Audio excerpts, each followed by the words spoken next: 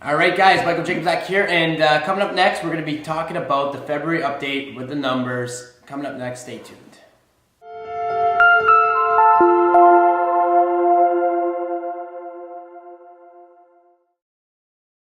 Okay, guys, and like I said, today we're talking about the February numbers. A little bit late than normal.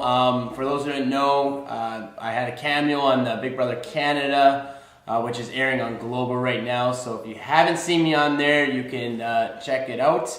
Appreciate all the love I got from that, as well as working with Global and Big Brother on that show. So definitely check it out. But back to business. We're checking out today's videos about obviously the numbers in terms of Toronto's market. So basically, where the numbers came in for February for sales, we reached over 5,000, which is a good sign, up from 4,000 last month.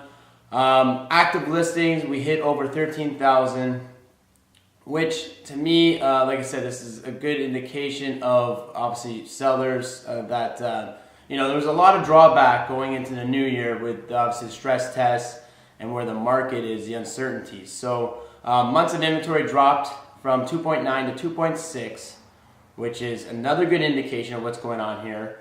Average price jumped up to 768 from 737, which is, like I said, all these trending, which are great numbers in terms of where the market is and where it's going. So days of market also dropped from 32 to 26.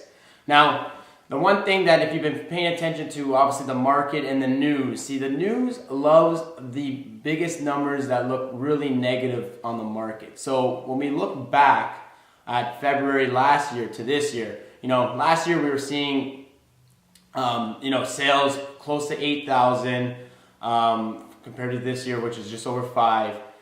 Active listings were extremely the lowest we've seen in 20 years. So any numbers from last year when we had a really hot market, like extremely hot, the hottest it's ever been, are going to be lower than what they are this year. So the narrative each month from the media and people that are blogging and doing all these videos on the negative side of the market, you're always going to see heavy numbers like minus 30% or up 147% in terms of the listings. Last year we had months of inventory at 0.7, which is the months of inventory of new listings it takes to absorb with current sales. So these numbers are going to be extreme. So I really, to me, where you really need to follow in the market, I always say this, is months of inventory dictates prices going up or going down, which is economics 101, supply and demand. And these are the numbers you got to take into consideration. The media beating up the market in terms of, hey, sales are down 20%. Yes, these are numbers that you can watch and look at, but to create the whole narrative of the market based on these numbers is ridiculous. So, like I said, average price last year, $876 compared to $768 this year. You gotta remember, we're doing a lot more sales in condos right now because anyone in the detached market for this year, in my opinion, there's a lot of opportunity in there because you have way more months of inventory, which is obviously allows you to shop around and get into maybe a market or an area in Toronto or even any other market a little more easier, right? So, which creates, like I said, opportunity. You just got to obviously work with someone that obviously knows what they're doing and can show you some of the buying points in certain areas. Like days in the market, again, last year 13 compared to 25. This market that we're in right now is a more, it's still, it's towards more of a balanced market. You don't really want to be in that market from last year because it's just too extreme. Numbers are jumping up, bidding wars are going up over and over. We're still seeing bidding wars in the condo market.